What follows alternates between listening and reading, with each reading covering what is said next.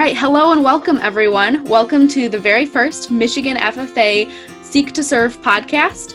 My name is Addie Stever-Battle. I am serving this year as the Region 1 State Vice President, and I'm excited to serve as host this morning.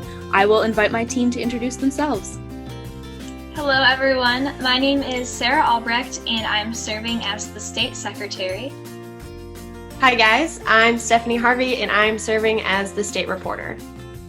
And as you guys can see, we're not alone this morning. We also have a very good friend of mine, Miss Adrian Schunk. She was a past Michigan FFA State President, and she also has served as a national officer. Adrian, do you want to tell us a little bit more about yourself? Yeah, I would love to. Thanks, Sarah. So my name is Adrian Schunk, and I'm from the Mason FFA chapter. So I grew up in Mason, 20 minutes south of Lansing. Same place as Sarah on this podcast, which is so fun. It's an honor to be here. Thank you all for having me to be with some really incredible leaders and some good friends too. And so I'm honored to be on this podcast. And so I grew up in Mason, and I had the privilege of serving as a state FFA officer in 2017 and 2018. And then I was able to go ahead and serve as a national FFA officer as well in 2018 and 2019. Right now, I'm taking online classes and I'm pursuing a degree in business, hoping to minor in communications, and look forward to having a career in leadership development and personal growth, and helping people kind of figure out how can they use their skills to serve other people, and doing that in the business or corporate world. That's awesome. Like you mentioned, you served as the Eastern Region Vice President on the National FFA 2018-2019 officer team. We are just wondering what your favorite memory was from that year of service. Gosh, this is such a tough question for me. There are some good moments from that year, and those moments that come to mind off the top of my head are like, going to get coffee at 2 a.m. with some FFA members in Idaho, or when my teammates would be in Ubers and they'd pretend to be someone else and like tell their life story to the Uber, and it'd be completely different from what it actually was. Or even moments where, I would meet an FFA member that was a green hand, and they would just have wide eyes like, what is this convention that I'm at, And so those are the moments that really made me smile. But when I look back at what were the moments that maybe were the most fulfilling for me, or the moments that really meant the most, I think about moments where I was able to see people grow throughout the year.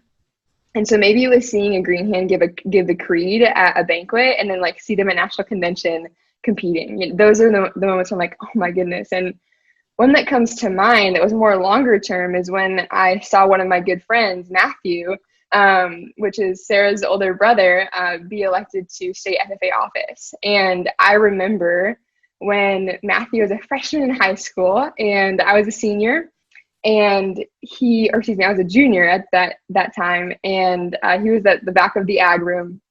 I just remember walking up to him and saying, hey, welcome to FFA. I would love to just connect and make sure that you have all of our information. Can I, have your telephone number so that we can shoot you all the information about FFA events? And I remember being like, I'll shoot you like an octopus emoji so it's me. It's super random, super weird. But I remember that moment because we just clicked, and like both of our awkwardness just kind of like meshed. And he's now a really good friend of mine. And so I say that because to me, long-term impact matters, and long-term relationships matter. And one of the greatest privileges of my year was watching people like Matthew be able to serve other people in the ways that they're really gifted in serving people. Like I've gotten to watch people step into their gifts, and like, gosh, that's a huge, huge privilege. And that started when I was a chapter officer.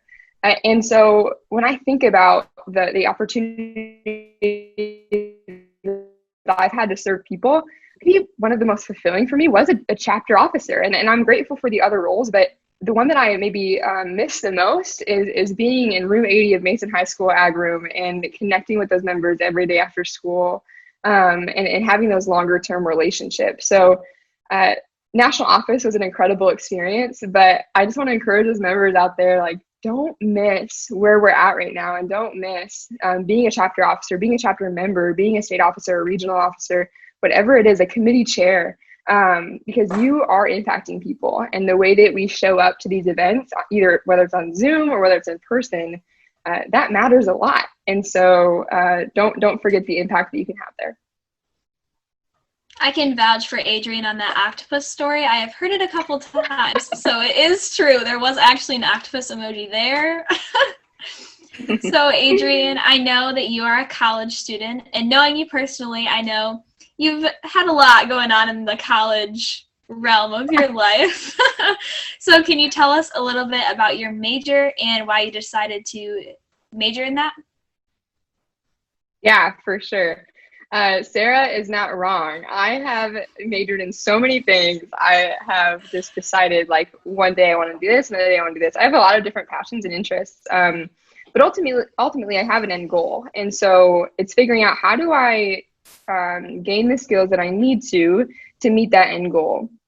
And so I tell you this so that people listening aren't fearful of making changes in their college career. So I started as an agricultural education major, and I love agriculture. And during that time, I realized that I didn't love the science of agriculture as much as I loved the communication with people. And so I changed my majors to communications. And so from there, I realized, like, gosh, like, I've gained a lot of communication skills. I am able to gain those a lot more, even outside of classes. And so now I've landed on business so that I can have maybe a well-rounded skill set. And so now I hope to have a major in business and then potentially a minor in communications. And so for me, I believe that I want to go into the leadership development field. And so that might look like human resources. That might look like working in a corporate setting. That might look like working for a nonprofit, maybe doing contracted work. Whatever that looks like, I want to have the skills to do that well. And so talking to people who are in that industry, you know, some people did start out in human resources. And so gaining that perspective and learning, like, okay, maybe having a focus in human resources would be helpful, or maybe having a focus in specific leadership development would be helpful. And so my biggest perspective or maybe advice for people as they think about their careers, think about your end goal, not always just a major, but think about that end goal and think about, what are the skills that I need to actually be successful in that major, in that career. And hopefully that will allow you to maybe make some decisions along the way. And for me, it's definitely not been a straight path, and that's okay. I'm in no rush, but I'm looking forward to pursuing that career. As a college freshman right now, that is really nice for me to hear. I think that you don't have to have it all figured out, have your, major perfectly planned in order to go really cool places with your life. So that's really comforting for me to hear. Yeah, definitely. Don't have to have it figured out. It's part of the journey. It's part of the process, and it's definitely part of what makes it enjoyable along the way. So I know less than a year ago, I was a high school senior, and I still probably to this day have no idea what I'm doing with my life after this year. But you said that you had set like an end goal. What would you recommend to like high school students who are applying to college and all that kind of stuff, who love agriculture but aren't really sure what they want to do? What would you recommend to them when it comes to kind of setting an end goal and going down that path? Yeah, it's tough sometimes to really hone in on what is it that we want to do with our lives. That's a big question. And for a high school senior that has just experienced life in their hometown, or maybe just experienced life in specific sectors of what the world has to offer, it's tough to really know what's available for us. And so as I look at my life, I think about a quote that always comes to mind. And it says, if the path before you is clear, you're probably on someone else's. So if you see the path in front of you really clearly, maybe it doesn't belong to you. Maybe you're just following someone else's footsteps. And don't get me wrong, it's great from other people, and it's great to follow people's footsteps. But you have your own life, and you have your own purpose, and you have your own path that you're going to create. And so don't be fearful if the only thing that you can see in front of you is the next step. And so how do we get to that big, what do I want to do with my life? That's going to change, I think. And it has changed for me in the past year and what I think that looks like. But the advice that I can give is that I think it's Frederick Buckner that says our vocation, so our calling, is where our greatest passion and the world's greatest needs meet. And when I think about that, like, what is our greatest passion? What are the gifts we have? What are the skills we have? And what are the needs of the world? How can we combine those two things to really make them merge and meet a need and serve people in our world? So I like to think about it like a Venn diagram. So over here, we have like the world's needs. Like maybe it's like good listeners. Maybe it's a vet. Maybe it's world hunger. Thinking about those big scale problems, but also maybe it's just someone who will show up every day to a job and be someone consistent at your local gym. Maybe it's meeting, the healthy food. I think of Addie when she's looking at solving food deserts, that kind of thing. And so what are the needs of the world, big or small? And then where are our passions? Where are our gifts? And so where those two circles intersect, that's where our calling is, I believe. And so instead of thinking about like, okay, like I think of first grade, like I want to be a vet, I want to be this or that, just because we really love animals. That's great. But how are we going to be fulfilled by that career? What needs are we meeting? And not everyone needs that. Not everyone feels fulfilled by the same things. But for me, that's the question I had to answer. And so, yeah, that would be my thought. How do you think that rings true for you guys? I mean, I think for me personally, I was always like jumping around from what careers I wanted. I was like, oh, Matthew wants to be a vet. Maybe I should be a vet. Like, oh, Matthew wants to do this. I think I'm going to do what he's doing. And then we both decided, like as of right now, we both want to go into education, but that's going to look very different for both of us because he wants to go into agricultural education where I want to go into elementary education. So I guess we ended up on similar paths at this point, but one's going left and the other's going right. Yeah, that's really, that definitely spoke to me when you talked about that Venn diagram. When I was 4 years ago, when I was a freshman in high school, I thought I had my entire life planned out. You know, I was going to be a vet. I was going to be a large animal vet. It was a huge need. I was going to go to college for 8 years, but it was going to be worth it because I could make a lot of money. I thought I had it all. And then I realized that, I love animals, but I love where animals serve people, in comfort and in food. And then I started thinking about people more often. I realized what I really like is people. I think very similar to a little bit of the path you took, Adrian, realizing that like ag is awesome, but I really love people. So yeah, it's also changed a million times, and thinking about it like that Venn diagram, finding my vocation is really helpful.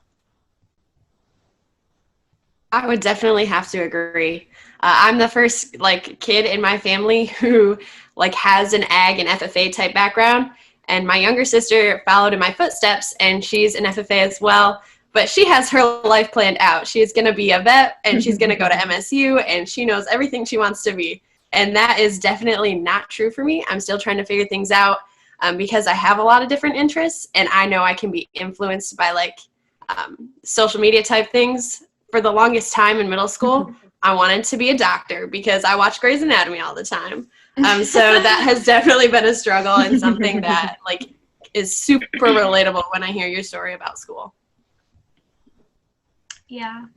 And in the last question, you were talking about thinking about what the world needs and where your passion lies into that. And I think that has a lot to do with service. And our theme this year is actually Seek to Serve.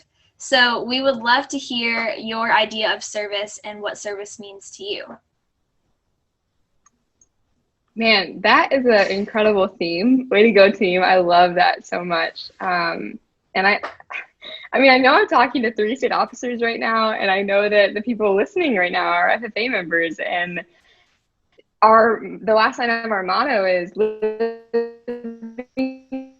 to serve. And so we are no strangers of service. We're no strangers to what does it mean to serve other people. But I think that the deeper question is why? Why should we serve people, and how do we, with our gifts and skills and abilities, serve people and do that well? And so when I think about that, I think that's something that we really have to think about as individuals, in our very lives. Why do we want to serve people, and how do we do that well? And for me, I think about when I was serving on a Young Life camp staff, so a summer camp in high school. And one of the camp directors was speaking that week, and he was talking about someone who served people really, really well. And he talked about this person and said, they set aside all pride, all privileges, and all positions to serve people. All pride, all privileges, and all positions. Now, if we break that down for a second, like if we set aside all of our pride, the opposite of pride is humility. And so when we become humble, what does that look like? Well, it looks like being willing to let our little sibling have the front seat, right? It looks like being willing to listen instead of talk. It looks like being willing to let someone else lead the conversation instead of us needing to facilitate it or be a part of it in a big way.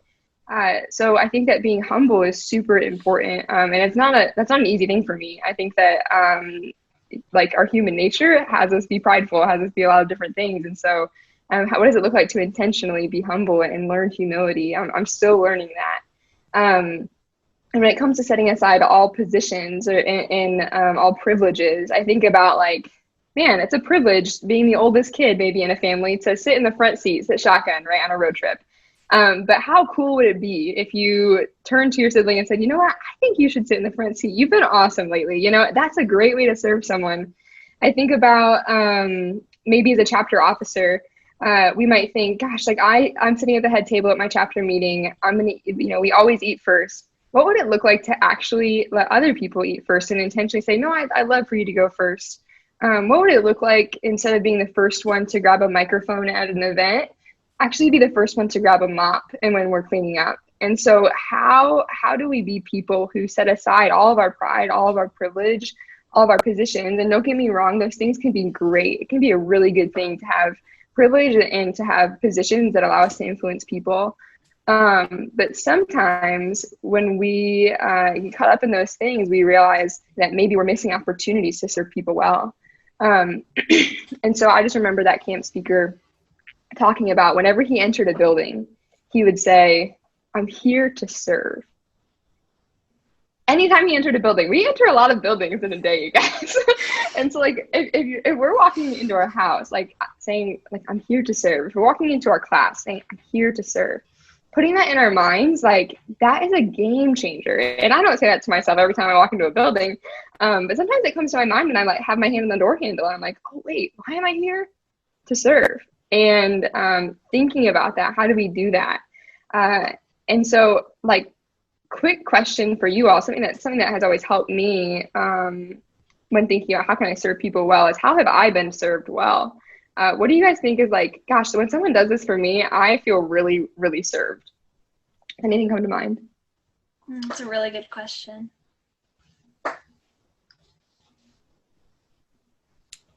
Well, I have an answer.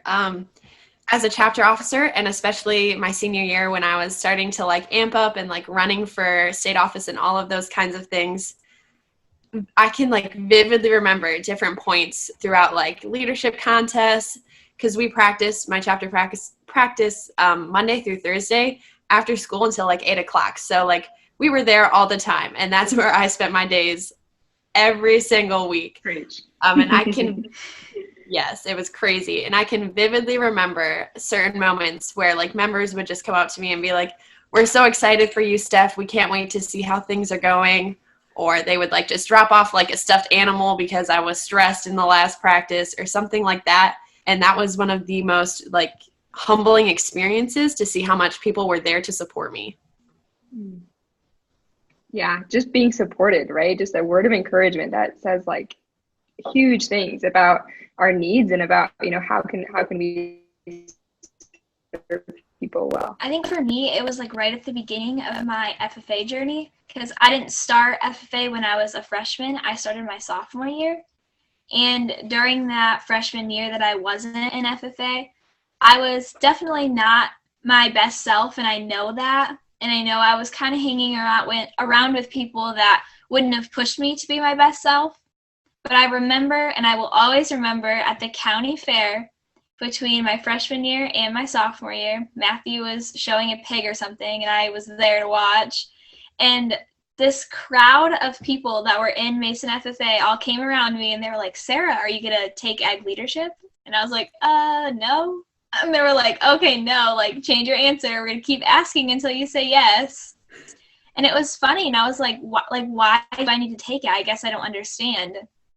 And they were like, have you, like, looked at your brother lately? Like, he's completely different in a good way. Because as Adrian said, like, he was always in the back of the room. And Matthew still is kind of a quiet guy, but, like, it's different now. I would never have expected him to be able to speak in front of so many people and lead as selflessly and authentically as he does.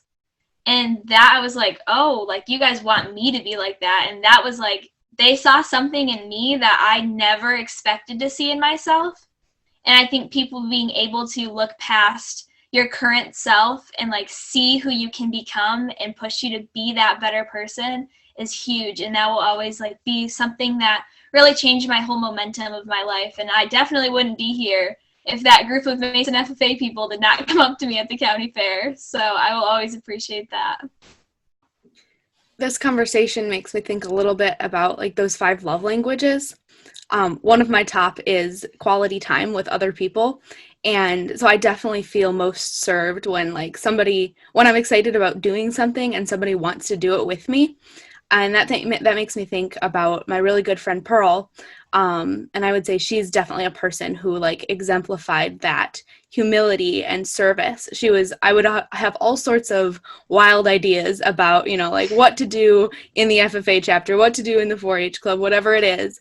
And she would always be the first person to say, I see that you have this wild idea. I would love to sit down and do it with you and spend that quality time together, bounce ideas off of each other. And I really think she exemplifies service in that way. Wow. Those are some pretty incredible people you guys have in your lives. I think that a lot of you really pointed to needs, right? And we talked about, like, gosh, our world has needs, but we also, like, as individuals, we have needs. And service isn't just meeting, like, sometimes we think, we have to pack this many bags of food in an hour. I think of Washington Leadership Conference and all of these big things that we have to do. And those are great things to serve people. But today, like this morning, how can we serve people? Who needs our help? Who needs our encouragement? And those are needs that people have, whether it's just having a listening ear, having a friend, having quality time. That's huge. Maybe it's an encouragement. Who can we write a letter to right now? Like Stephanie, you said, have someone dropped off a note to you. Who can we write a quick note? Maybe it's a sticky note and leaving it on the door for our roommates or our brother or whatever it is. Like, those are needs that we can fill. And so when I think of how can I serve people today, like, I'm here to serve, I have to think through, how would I feel best served today? What are the needs around me? And not just in the big scale, but in the little scale. And how can I show up for people to meet those needs? That's amazing. Kind of building off of that, we had talked about people who were in our lives who had helped us. So we're just wondering, who are some people who have served you and helped you get to where you are right now? Gosh, I mean, how long do we have? I could go on and on and on about the people that I feel really privileged to call my people and to call kind of my village, that have allowed me to become who I am. But I would say that, there's a quote that comes to mind that says that we're the sum of the 5 people we spend the most time around. And I don't know about you guys, like, who do you guys think some of the people you spend the most time around are? My siblings, definitely. Yeah, family. For sure. Yeah, family, especially in the midst of COVID, right? A lot of people are quarantining, all those things. And so that makes great sense. And I think about people that I have spent time around in my life. And a lot of those people I've had to spend a lot of time around to become maybe more like them, to gain wisdom from them, to really allow them to invest in my life and also learn, what can I learn from them? And those 5 people, becoming the most like 5 people we spend the most time around, we have to be intentional about that. And that's maybe more challenging during COVID. But sometimes maybe we find ourselves around people that you're like, gosh, like, I'm not sure if I want to have the same attitude as that person, or I'm not sure if I want to really treat people the way that that is treated, or maybe I don't want to look at life the way that person looks at life. And that's okay. We should always be positive influences in the lives of others. Healthy boundaries are also really important. And so thinking about who do we want to be and who can we spend time around to help us become that person. Sometimes being really intentional about that is important. But when I look back on my life and thinking about the people that have really helped me become who I am, there's a few staples that always come to mind. And that's going to be Pete Barnum, the Mason High School ag teacher. He's a close friend, a mentor, and just an all-around incredible human being that I look up to immensely. And he has influenced a lot of who I am because we've spent a lot of time together. You know, Stephanie, you said, I was there till 8 p.m. every day working on contests. That was absolutely the way that I oftentimes would spend my time as well. And so spending time with Mr. Barnum taught me a lot about leadership. It taught me a lot about life. I think of, moments where I was able to just like ride shotgun on our way to an FFA event and just talk about life, just talk about leadership. And those are the moments, more than any other contest I ever did, more than anything else that I ever did in the FFA, that I remember and I maybe missed the most. And so Mr. Barnum is absolutely one of those people. And then some other people that come to mind is my old Young Life leader or youth group leader, Katie Lawson. And Katie has really stuck with me throughout my life. I met her in middle school, and she's the type of person who can listen really well. She's the type of person who makes you feel valued because she just has such a grounded presence. She's the type of person that reminds me, what do I truly value? What's really important to me? And how do I live that out? And so having her in my life helps me kind of refocus and recenter of like, what am I really focused on? What's important to me? I think about other people that are just dear friends. There's a handful of folks from Mason FFA that I love to get together with whenever I'm home, and they really help me remember, who do I want to be and how do I live that out? I think of my teammate Lainey, who consistently reminds me, what does it look like to engage with people who are different from me and to learn and become better because of it. Like, she's a very close friend and we push each other towards our goals because of that. So I could go on and on and on, but I would say learning how to engage with people that you want to become like and making that intentional space to make that happen. I'm definitely thankful for those people and wouldn't be who I am today without them. So because I know you so personally and I've been able to get plenty of advice from you over the years, we have a question that we plan on asking every single person that we're interviewing. And that is, what is the best piece of advice you've ever been given? And knowing you, I feel like you've been given a lot and you've handed out a lot. So I'm very excited to hear this answer from you. Wow. You're right. I've been given a lot in my life, and probably most of what I've been handed out has just been advice that I've been given, and I feel grateful for that. But so it's hard for me to find the best piece of advice that I've ever been given. But one that I think is increasingly important, and one that continues to come up that I've been told by a lot of different people in a lot of different ways. And it's just a simple question, like, what is success to you? And how do you define that? And maybe you've heard it different ways. Maybe you've heard it like, what gets you out of bed in the morning? Why do you get out of bed in the morning? Maybe it's, what's your why? Why are you doing this? What is the why that you're living for? What's your purpose? All of these different ways to phrase the same question. How do you define success? What are you pursuing? And I know that sounds really simple. I know that sounds super maybe elementary because we think about like, of course we want to define what success looks like. But sometimes when we think about the way that we're living or the things that we're spending our time doing, and then the things that we really define as success, sometimes they're really different when we look at it, when we really define things. But when I think about that, I think about a story when I was a junior in high school, and I was a part of a class where at the end of the trimester, everyone wrote their name on a piece of paper, and then we like passed around the piece of paper, and you would like write a compliment about that person. Well, and it was really just like a words of affirmation type of exercise. Loved it. It was awesome. I remember getting my paper back, and all over it it said things like, Adrian, you're an awesome public speaker. And just like, you can really communicate well, and like all of these things. And I was really thankful for that. Like, don't get me wrong, like, I love having skills like that, and I love that I've learned those things. But I also remember like feeling a little disappointed that what I was known for was public speaking, or what I was known for was being good at this specific skill, rather than being someone who cared deeply about others, rather than being someone who could serve people really well. And that was a moment of conviction for me, when I just think about, how do I define success? What do I want to be known for? And so, like, again, I'm grateful for those skills. I'm glad I have them. And I'm glad that people people wanted to compliment me on those things. But I've had to be intentional. What do I actually want to be known for? And how do I live that out? More than being in this role, more than being in this position. And so to me, part of what I want to be known for, part of what I define success as, is I want to help people grow, and I want to help them become who they're created to be and live out their purpose. So when I think about that, that's a pretty broad thing. And when we define success, I don't think it's a good idea to have it tied to something like, I want to win this specific award. I want to be in this specific role, like state or national office. Those things are good things, but ultimately they pass. Like, I am a has-been. I don't get to wear the blue jacket anymore. So those are great goals, but I don't think that we can define success that way. And so when we think about, or maybe for me, I don't want to define success that way.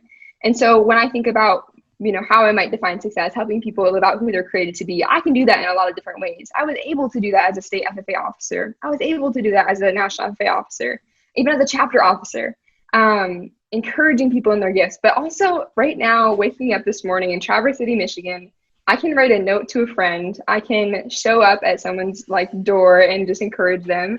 I can have dinner with someone tonight, and live out that purpose and be successful. Go to bed tonight thinking, gosh, yeah, I lived out that purpose today. I was successful today. And so instead of having success be defined as something that can hinge on an organization or on a position or on all these external things, how do we define that as something that we can live out every single day and isn't wavering on all of these external factors? So little things of how do you define success? What's your purpose? Why do you get out of bed in the morning? Those are big, big questions. But kind of narrowing those things down as we continue to think about what do we want to work towards is really important to me. Awesome. Kind of building off of that and giving pieces of advice to people. What would you like to say to an FFA member who's just getting started in the organization?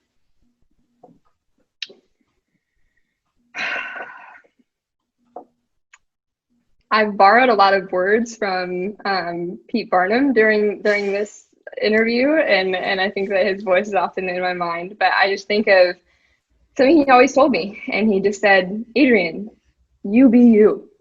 And when I think of FFA members who are just getting started in this organization, I just want to tell them, you be you. And I remember when I was a freshman and I went to National Convention, and I saw people getting the American Star Farmer Award and all of these different things and getting awards for their FAEs and seeing these national officers. And a lot of them I felt like came from production agriculture backgrounds. I don't come from a largely production agriculture background. I did show animals at the fair, but Sarah can tell you that it was not my strength, nor was it what I really thrived in. And so I just remember coming home and being like, Dad, we've got to use the land that we have to get some cattle and do all these things. And I was really gung-ho for that, only because, not because I was passionate about it, but because I felt like I had to do it as a part of this organization.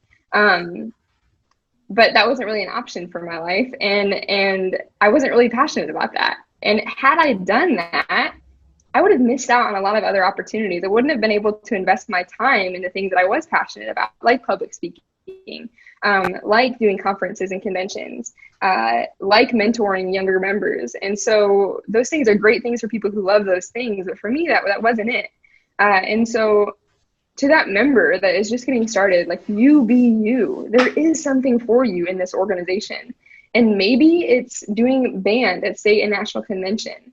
Maybe it's engaging in those public speaking contests. Maybe it's doing a CBE every single year, like forestry, and your thing is going out in the woodlot and just like identifying trees, and you love that.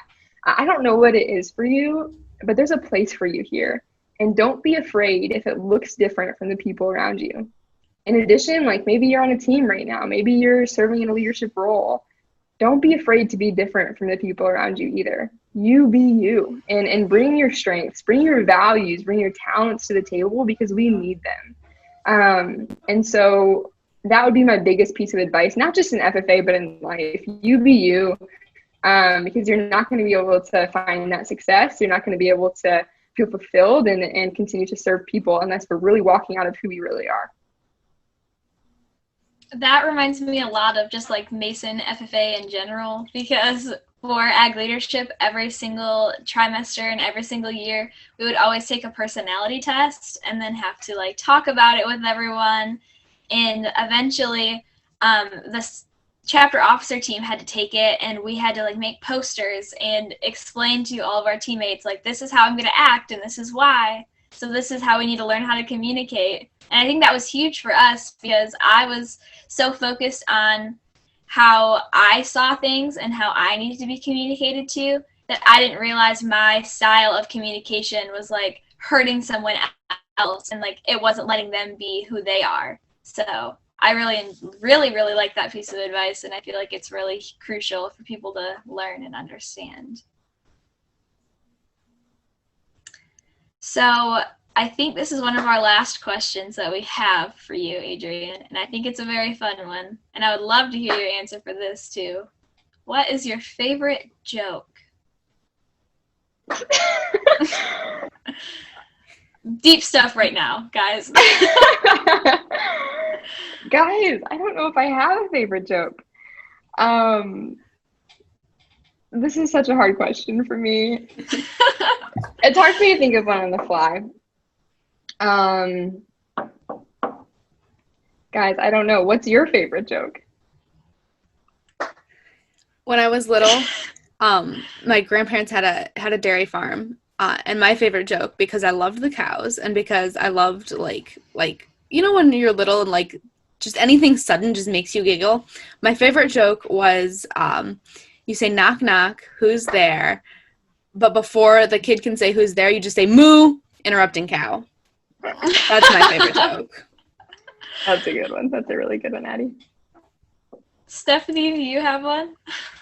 I don't think I have a favorite joke. Like, I have a favorite meme I'm working with right now, and it's it's that moment in the Incredibles movie where he's like, honey, where's my super suit? But instead of it being super suit, it's like when you like lost your scarf or something like that.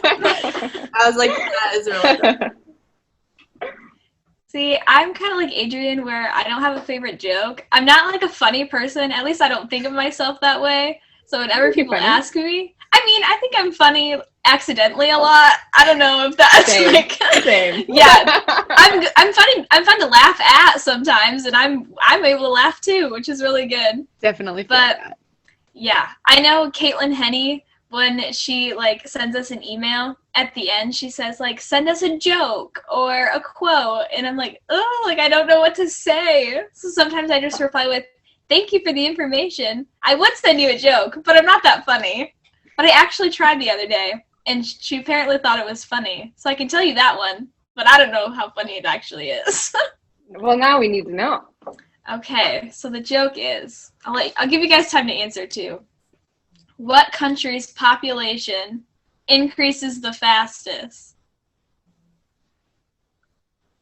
That's what I'm saying. I'm like, how can this be funny? I'm going to go for like a really literal answer, like India. Mm-hmm. That's valid. That might actually be true. All right, the correct answer is Ireland, because it's always Dublin. Get it? See? Laughs there. That was good. That's good. I love it. Thank you.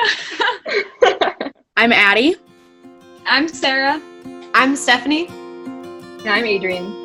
And this has been the Michigan FFA Seek to Serve podcast.